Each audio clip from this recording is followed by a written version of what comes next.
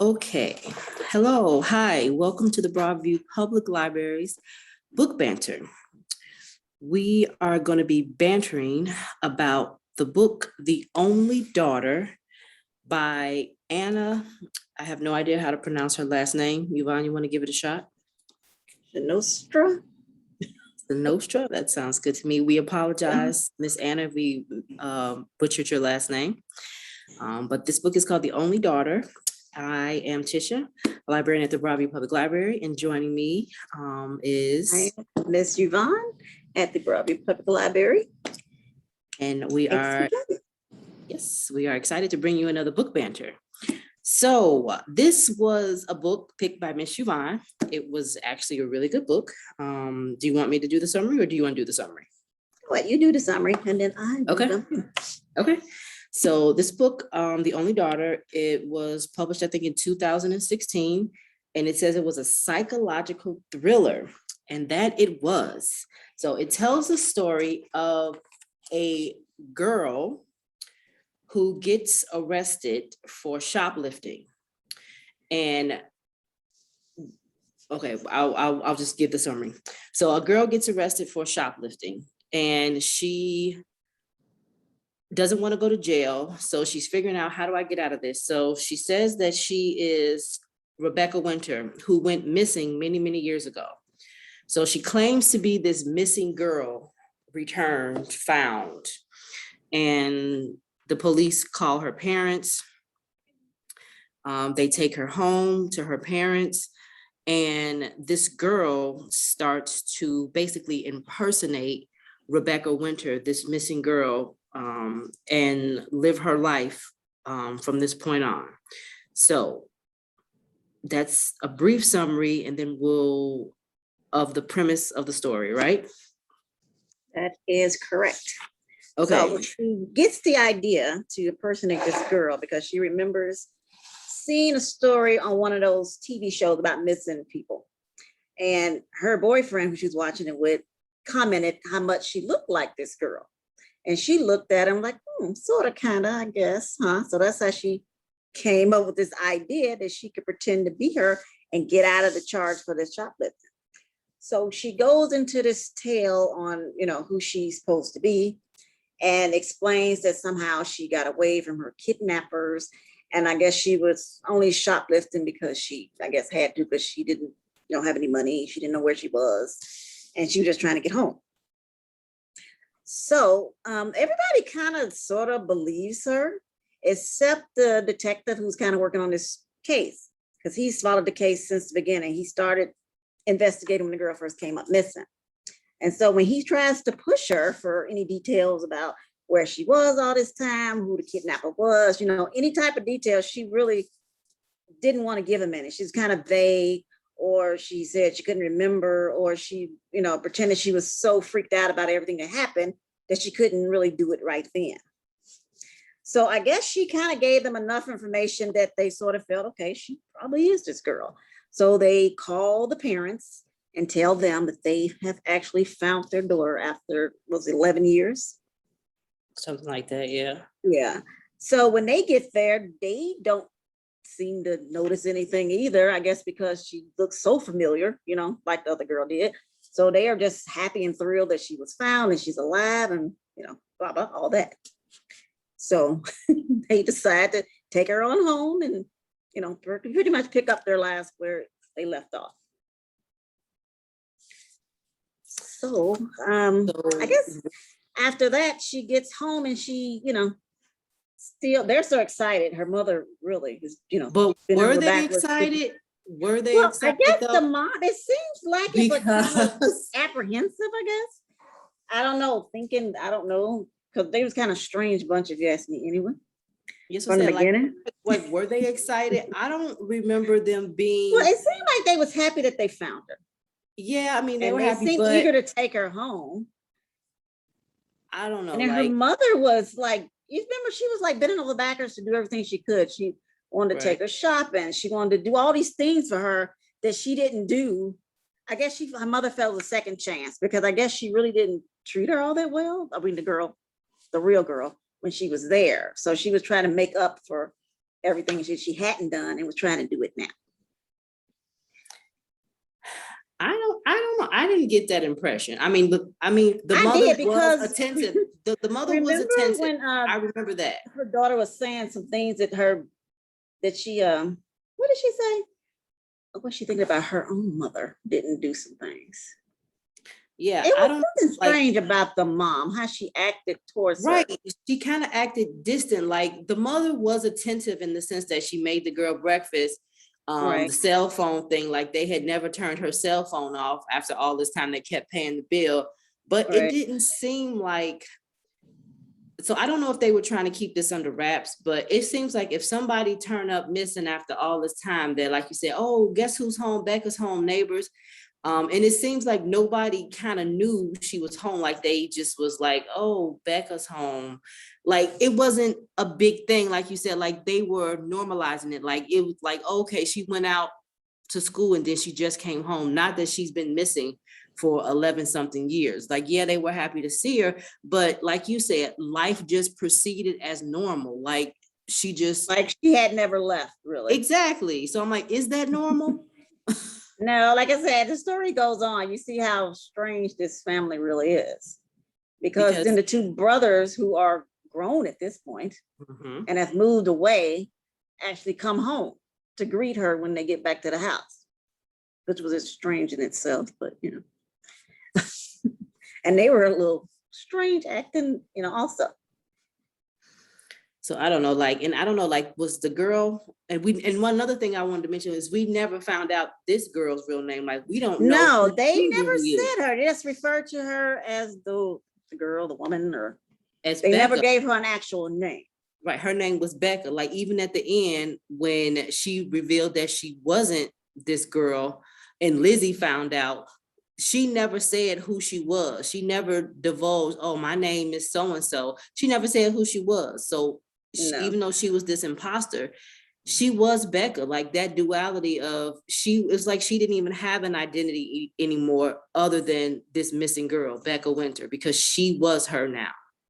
Yeah, well, she kind of threw herself into her life. She started, when she got back to the house, she went into her room, went through her clothes, looked at things. She tried to really get into the role, I guess, of being Rebecca Winters. So much to the point that mostly everybody, even her friends, other than her best friend, actually, you know, thought she was Rebecca Winters, you know? Right. They believed her. Oh, this is They did. Except for Lizzie. Lizzie was her best friend. So once she met her, she played along. Something was off. Right. She played along, but she knew something was off. It wasn't, it looked like Becca, but she was acting differently than Becca used to act. So that's what made her a little suspicious. Yeah, especially with the dress. Like she had asked her about that dress, and once she told the story about, oh yeah, I remember how we got this dress, Lizzie was like, yeah, no, that's not you. Because we shoplifted this dress, and right, and she didn't remember nothing about it. Right, she was trying. I don't know, like her act didn't. I know this was a story, but it didn't seem believable realistically. But considering what she didn't know, right, she thought that she was fooling everybody, but really everybody was fooling her. Like the family was fooling her. Right. But she thought, oh, I'm doing a good job of impersonating this chick. You know, they're none the wiser. Well, they knew that wasn't you, but they played along as well. Right. So I think remember her real life, she ran away from home as a teenager herself. And her life at home wasn't pleasant. So that's why she ran away. So when she got here, she thought she was going to be on Easy Street, that she's with this great family who's going to take care of her. And, you know, she wouldn't need or want for anything else afterwards. But she didn't know what she was getting into. She didn't know, right. She didn't know what she was getting into. I mean, she saw on the news. These people actually something wrong with this family. Right. But yeah, she saw that image, like you said, on the news or wherever she saw it, that, oh, Becca Winter came from this loving family, you know, and she was like, oh, okay, I kind of look like her.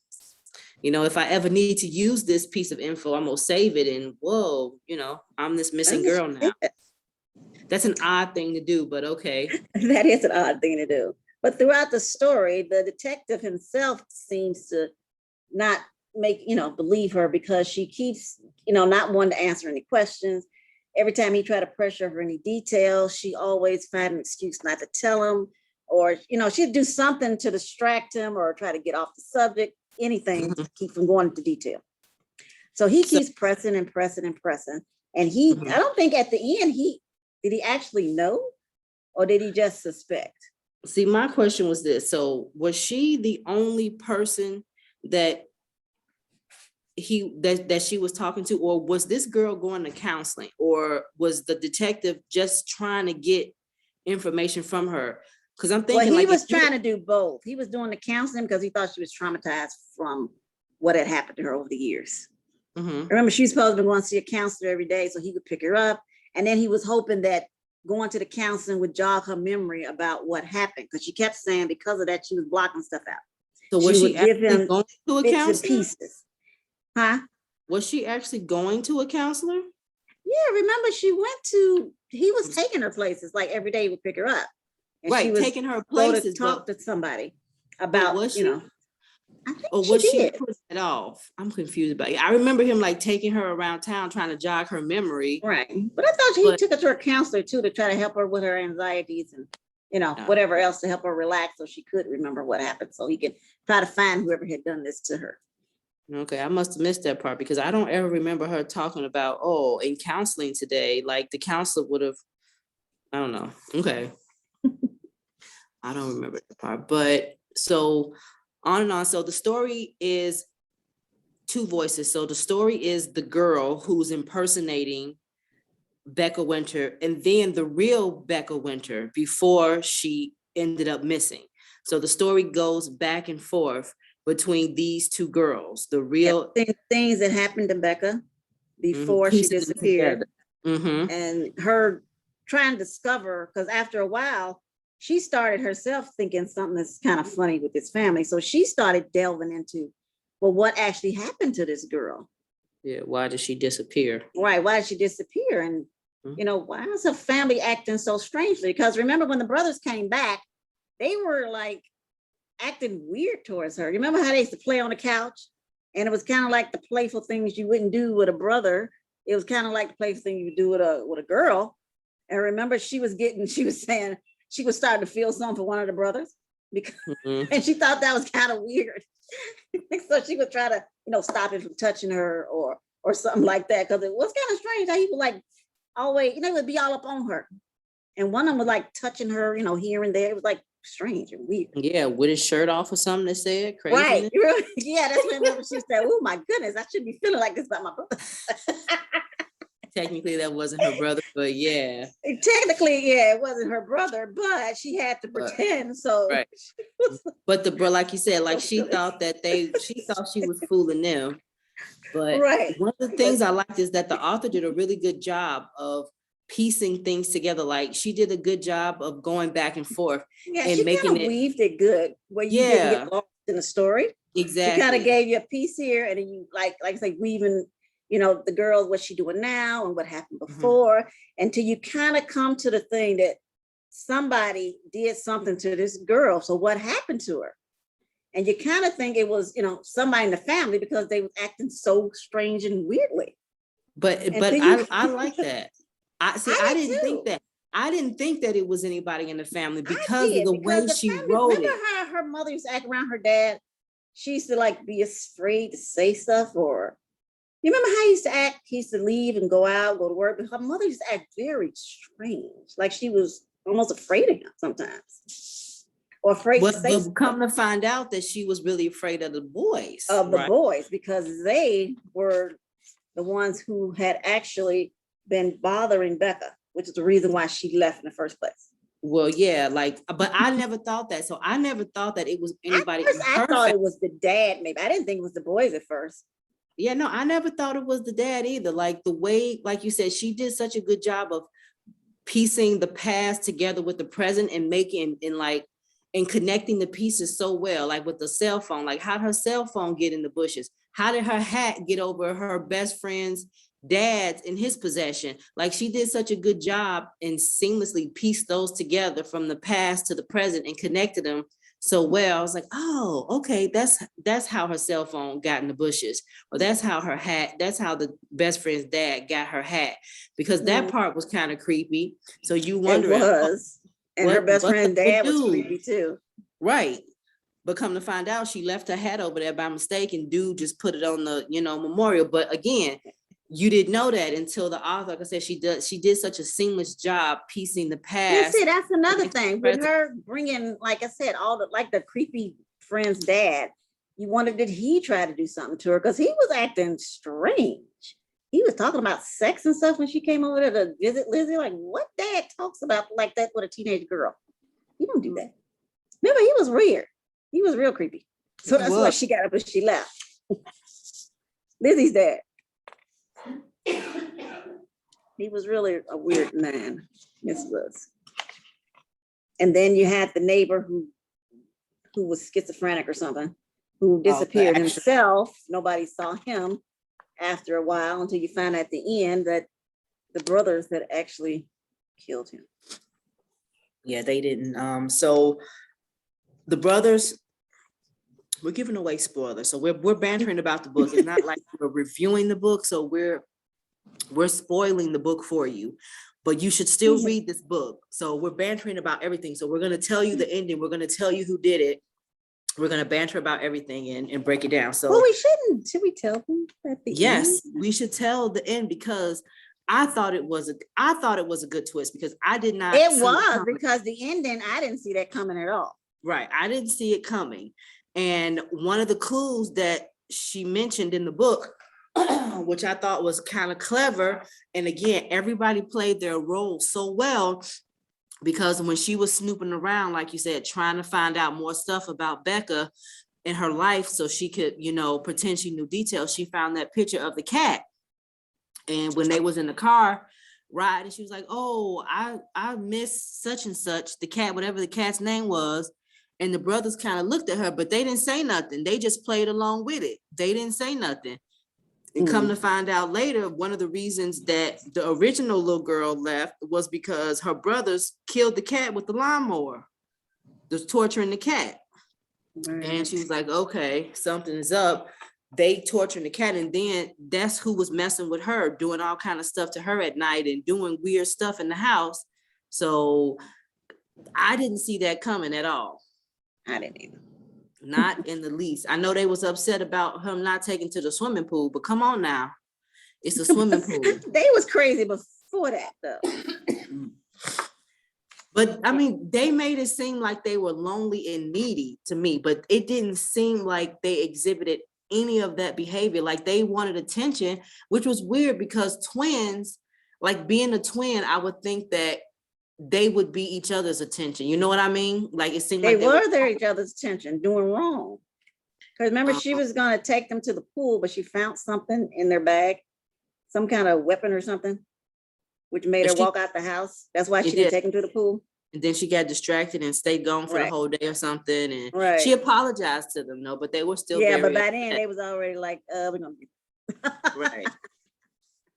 And then with this girl, remember they started sending her texts or something, telling her that they were coming after her or something like that. So she got scared. Right, but she didn't know it was the brothers.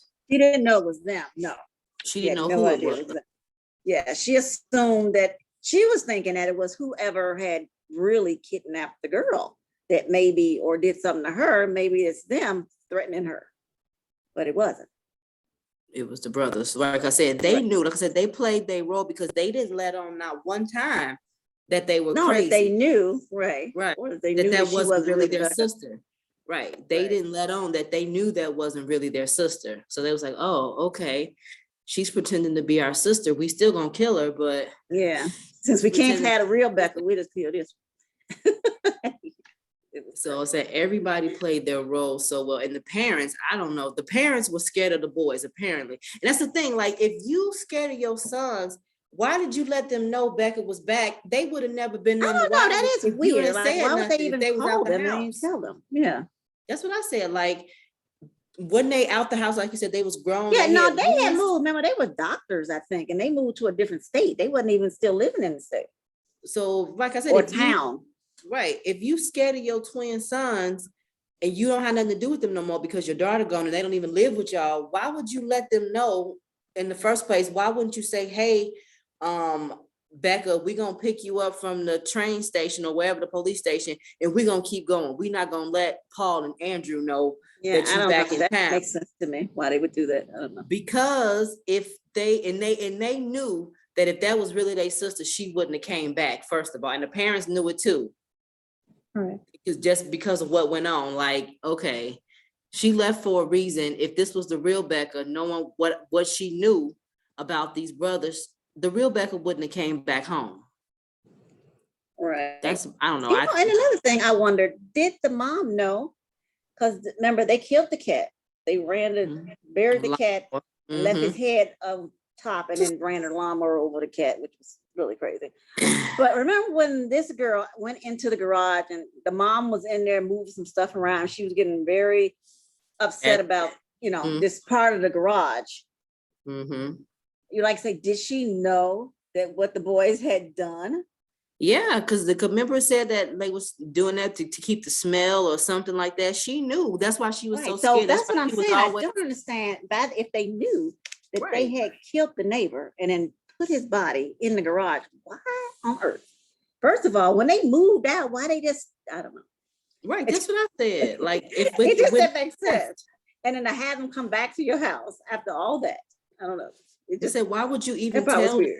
Right. Why would you even tell them, oh, we found your sister? Just, hey, we're gonna leave. Like, if you knew your sons were psychopaths and you scared of them, and that's what the mom was. I think the mom was scared of the boys.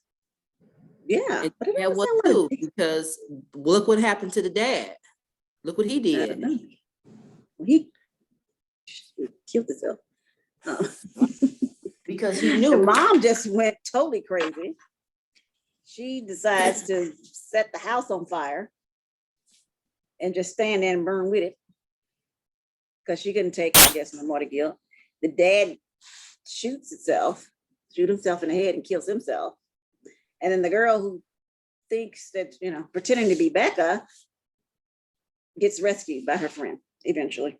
Lizzie, yeah. Out of the house. Because I think the mom was trying to just kill everybody, I guess, in the house, but she was just tired all the crazy. So she was just gonna burn down the house, and I guess she feel all the guilt and sin, everything be gone. So I don't know, maybe they did it so it could come full circle. Because like I said, why would you tell them to come back to the home anyway when you know they're crazy? Like, if they already moved out, got their own kids, their own wives, let them deal with them. Like, what kind of nothing else to do with them.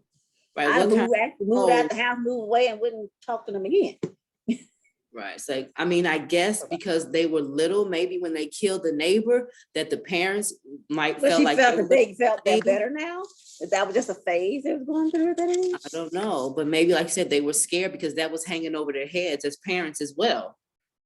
It's like, oh, we can't just sell the house because there's a dead body underneath the I couldn't live there. So you know what I mean? It's like, okay, how are we gonna sell this house? How are we gonna get rid of this dead body? We can't just up and leave and leave people, oh, there's a dead body. So I guess as parents, like you said, they felt responsible because their sons killed this dude and buried their body in the garage. So like you said, what can they do? So maybe that was hanging over their heads all this time. Maybe, but if they knew that this wasn't their daughter, I mean, did they suspect maybe the boys did do something to her? Yeah, I think they did, but the twins knew that that was not their sister. I know, but I'm saying the parents, you think they knew that they had done something to the daughter, or thought they did, because later. No, think so. That everybody played their roles really well, because not one person said a thing, not one person in the family let on.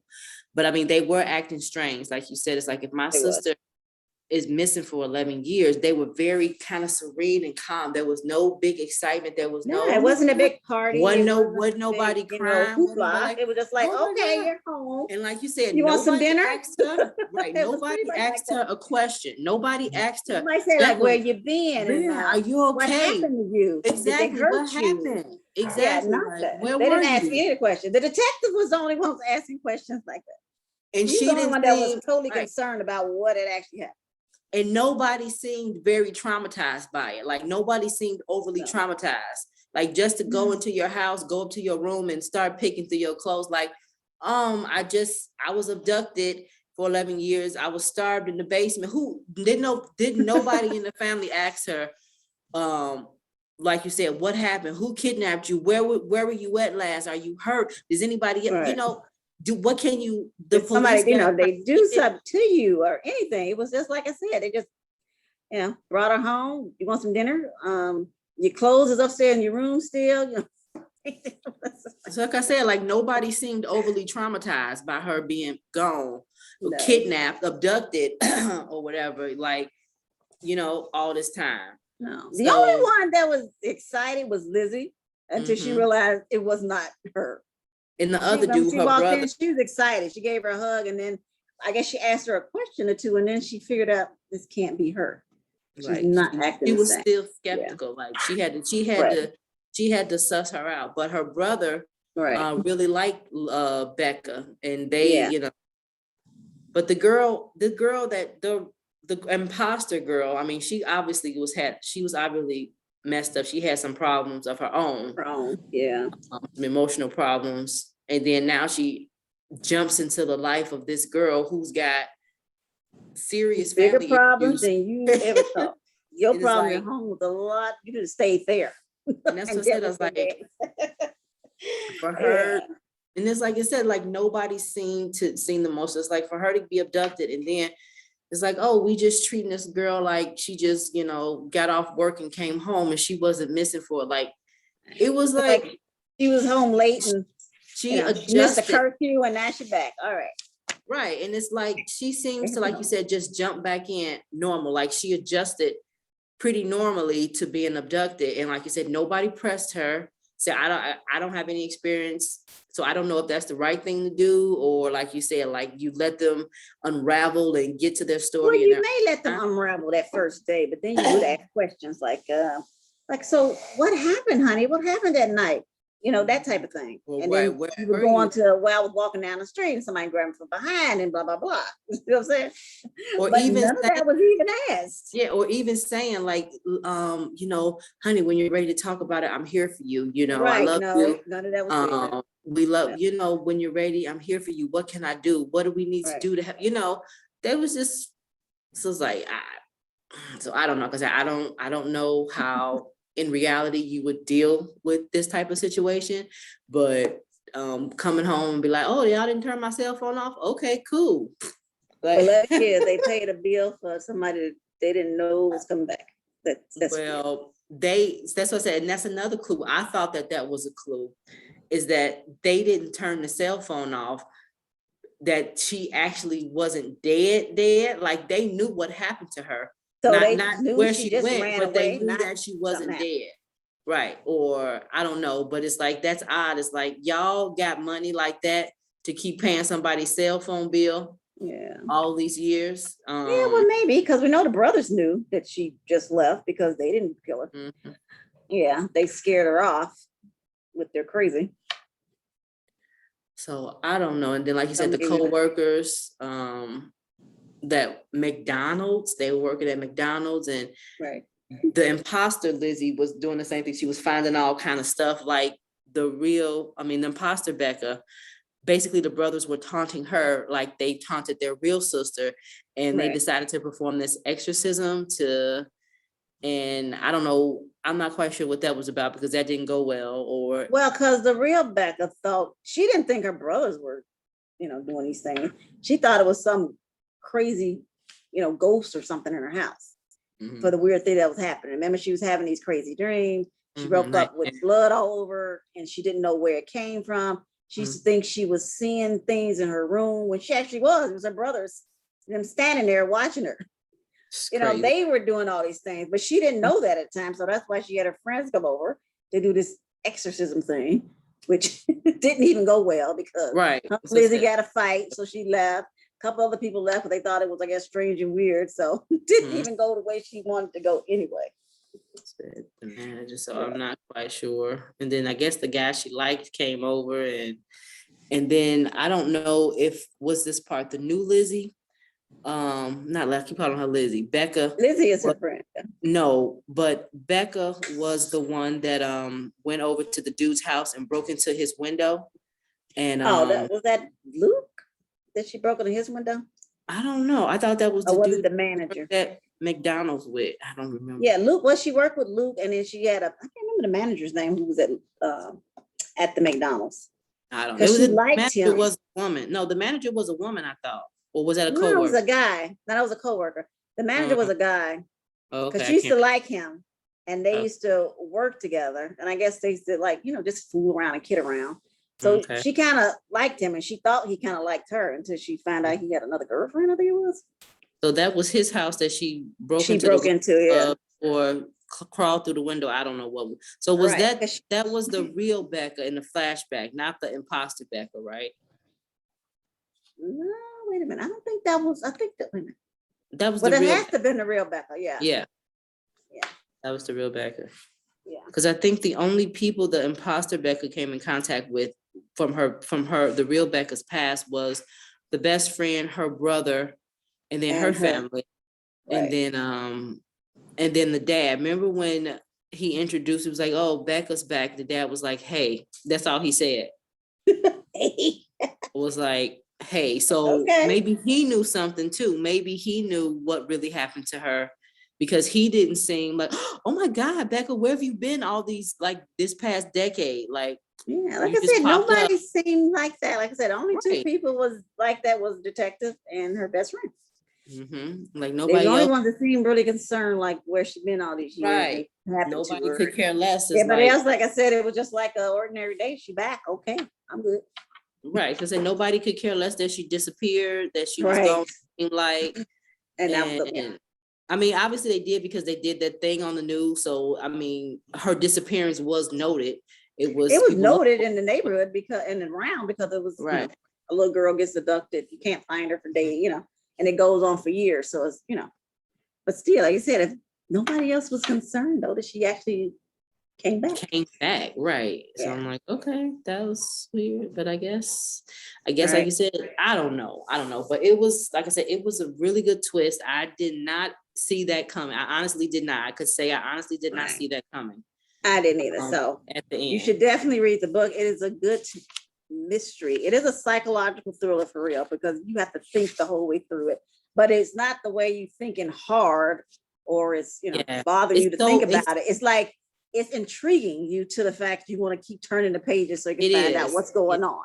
It is definitely a page turner. It's very easy to read. It flows. Like you said, you don't want to put it down because you want to find out, wait, what happened? Like who? I couldn't wait to find out what happened next. So I was just glad just turn the page. Like, and like I said, author, she did such a good solely into the story. You really did. She did such a good job of weaving the past with the present and connecting all the dots effortlessly. Like you don't even, like with the cell phone, like I didn't even realize I wanted to know what happened until she was like, "Oh, that's how that happened." Like it was something so simple, but she weaved it in and connected it so well that you weren't left wondering about anything, to be honest. The only thing, and I don't know if there's going to be a sequel, but the only thing you were left wondering about at the end is who was the imposter? Who was she? And what happened to her? Because we never figured out her name. We just knew she, run away. She had a bad relationship with her dad and her stepmom, and that's why she left. Mm-hmm. But other than that, they gave no other details about who she was, her name, or none of that. Right. And that, they didn't say, and what happened to her, like what happened, and did the real Becca at the end, did she know that somebody was impersonating her? Was she just living her life? Well, I assume she would, because remember in the story, the reporters got whiff that Becca had been found. And remember, they surrounded the house. She couldn't even get out the house at one point. So they knew. So she would have had to, wherever she lived, seen it on the news. Had to have heard about it, because I'm quite sure that would have been huge news. So it would have been broadcasted everywhere. Because they were trying. Maybe that's why, the ending happened. Yeah. Because remember, at the end, when you find out everything, that wasn't, big shock either to, it was kind of like, oh, okay. Yeah, because she was, well, yeah, now she know because she read about her brothers in the paper. Right. Yeah, so So, I think she did. I think she had to have known by that well, point. right, yeah, you're right, because obviously she was reading about her brothers going to jail. So, Right, and figured out, and they're like, oh my God, and then she had, okay, there we so go. maybe she was I don't know, but I was like, who was the girl? Who was impersonating her? And I don't was know. That would be a nice sequel though. like, they told, like you said, briefly, they told her story. Right. But just who was she? And like, why did you think that was a good idea? I know you didn't want to go to jail. And how old? Yeah, I don't know. Yeah. I But mean, she at that point was a grown woman. She wasn't a teenager. in her 20s, right. She's in her Right. 20s. But So she did. and Becca would have been the same thing. When she disappeared, it was 11 years, and she was a teenager when she disappeared. So Right, she would she have been was- a grown woman as well. Yeah, she was, yeah. Yeah. So I don't know, But but yeah, then it was she felt that, going to jail was worse. right. Then she said, what could be worse? Going to live with this family who thinks their daughter finally came back. Like she said, she had somebody to take care of her. She thought she was going to be on Easy Street after that. She had a family that was going Right. to love her, not like her, the family she left did not. Mhm. So she thought she would just fall into this family and just, take it day by day, I guess. So I don't know, but it seems like, okay, you impersonate somebody, they found out, so nothing happened to you. You just walked away. Like, even though I know they tried to kill you, but you actually committed a crime too. It's like you impersonated this girl. But they said you- never mentioned that. They didn't. They didn't mention anything about her getting in trouble for impersonating this woman in the first place. But do they even know? The only person that knows is Lizzie, and she was afraid Lizzie was gonna tell, but Lizzie didn't tell, did she? No, she only told the parents and the family and the boys, so they knew. No, I'd she rather didn't not. tell. Did she? Remember, she told her that she told them, because when she found out, she said, "Don't tell them; it would break their hearts." And she said, "Oh, she had already done it." But And I when think got that she back was to the just bluffing. house. I think she was just bluffing. No, when she got back No? to the house, she was no, she wasn't bluffing. She actually told. Because when Oh. the girl went back to the house, she was saying that, they knew, but they didn't say that they knew. And then Lizzie, the reason why she went back to the house was because she thought it was strange. When she told them this, they didn't say anything about it. They didn't say, "Oh my God, somebody what?" They didn't say anything. She Call said the she thought it was police, strange. right? Call the She police. did, yeah, they right. said they didn't say anything. So that made her say something strange. So her and her brother go back to the house, which thank God they did, because they didn't, this girl would have been dead with the house burning down around her. Okay. Yeah.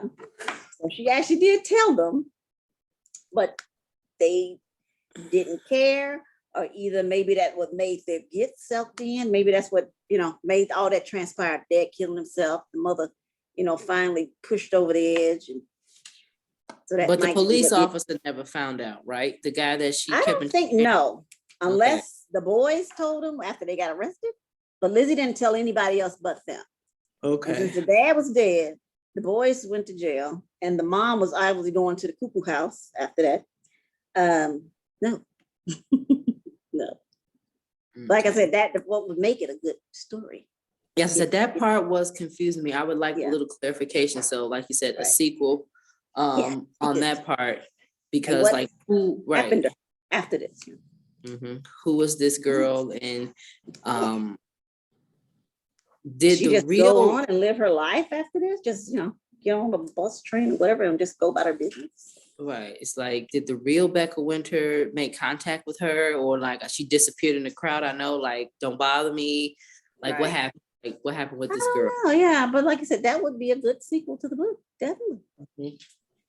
Mhm. So, yeah, so yeah, there were a lot of good twists and turns and It in this was. book that But was not very enough to get you lost, right, enough correct, to just keep you wanting more. right. That's how I felt about And it all came together at the end. Like the Right. end wasn't messy. It was laid out. Like I said, it was a big twist. To me, it was a twist because I wasn't expecting it I wasn't either. at all. I wasn't Because expecting throughout the story, I assumed something actually happened to this girl until almost to the very end. I Mhm. thought that somebody had done something to her. right. I started to think that, but like you said, that other twist about who was buried in the garage. That's Maybe why I who thought had up done it. until that point. when they found that body, because she first saw it, I thought it was her. Mhm. Until you find out, no, that wasn't her. It was the neighbor. I had no idea it was the neighbor. I'm saying that was Me totally neither. out of nowhere. Yeah. Like the neighbor. Then you go back to the story. Yeah, he did disappear, but nobody ever Right. said anything about him disappearing. Right. Like I said, she did it so subtly, Right. like, oh yeah, he was there, Max. And then, And it yeah, was he so used to be the subtle. crazy person going around the neighborhood, Right. and all of a sudden he wasn't walking around the neighborhood being crazy anymore. And Right. people just assumed, I guess, he left or got, locked up in a mental institution Right. because of what was wrong with him. Nobody gave it two thoughts after that. Mhm. 'Cause So up until that point, you don't know anything, which was great because that's almost to the end of the story. Right. Like I said, that was such, like I said, it was a good twist. I was not It expecting was. at all. Like, and I don't know, and it was weird. Like you got the feeling like the fingers, like subtle things to point to different people in Lizzie's Right. life that, who would want to hurt her or who would, and you just was like, you don't know. And then it's like, come to find out, it's like, wait, what? So yeah, I it know. was It good. was really good. Yeah. Good. Thank you for recommending this book. It was really a good book. Something I never would have picked on my own to read. Even though I like thrillers, I think we're talking about like true crime. I like stories like this. I just don't tend to read them a lot. And Well, I don't either. They're not usually something I would go to read. I like a lot of, romantic novels and things like that. But when I read the summary of the story, it just seemed so interesting. I'm like, oh, I need to read this book. And I thought this would be a great book banter. I mean, I didn't go and read and think I was going to love it. I'm like, it may not be any good at all. But I'm like, it seems like it might be good. So let's read it. Because I've read books like this. And normally it just confuses the heck out of you. It's like they go back and forth so much till you forget where you are in the story. It's like, who are they talking about now? And right. And this was not like that at all. but this wasn't like that. She Right. did an excellent job on weaving the past and the present together seamlessly so you didn't get lost in the story.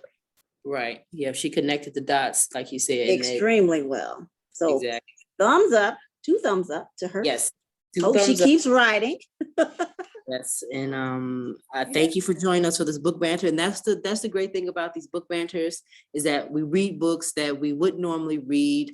We have books, we have tons of books in the library, and we are able to recommend books. We are able to help our patrons find books because of these book banters. And we thank you all for watching and listening to our book banters. Visit us at the Broadview Public Library District. Yeah. And we will don't be afraid to pick up a book that you may not think you might enjoy. You read it and you might grow to love it. Mm-hmm. And it's okay if you don't like it. We read books together and we have different opinions and that's okay. And that's what the book banter is all about. We are respectful of everybody's opinion. If we didn't like the book, if I liked it and Miss Yvonne didn't and vice versa, but we're always respectful of everybody's opinions. We love to hear everybody's opinions. And that's what makes a great banter is when everybody does have a different opinion. Now, oh, I love the book, but why did you love the book? Like different aspects. Or why did you hate the book? Or why did you love it? Why did I hate it? So everybody got their own opinion. So read it and give us your opinion, what you think about it. Comment below. We'd love to hear from you. Yeah, if anybody in the community, again, has read or wants to read any of our book banter books and would like to banter with us monthly, you can find our book banter books on our website at the broadviewpubliclibrary.org. You can find them on our Facebook page, our Twitter, and our Instagram. And we are doing reading challenges for the fall on Beanstack. You can find a list of our book banter books there, and you're welcome to join us each month to banter about books. You're also welcome to recommend books if you want to be a part of our book banter. We would love to find out about new books and discover books that people in our community love to read as well. So, all right, until next month. Next month in August, we are going to be doing The Midnight Library by Matt Haig. And in between that, we are going to be doing the book, The Lost Apothecary. So stay tuned for that coming up soon by a book by Sarah Penner called The Lost Apothecary. Okay. All right. Thank you. Thank you. See you next time. Bye. Bye. All right. Cool. All right. These things are so much fun. They are. Bye. Bye. In this meeting.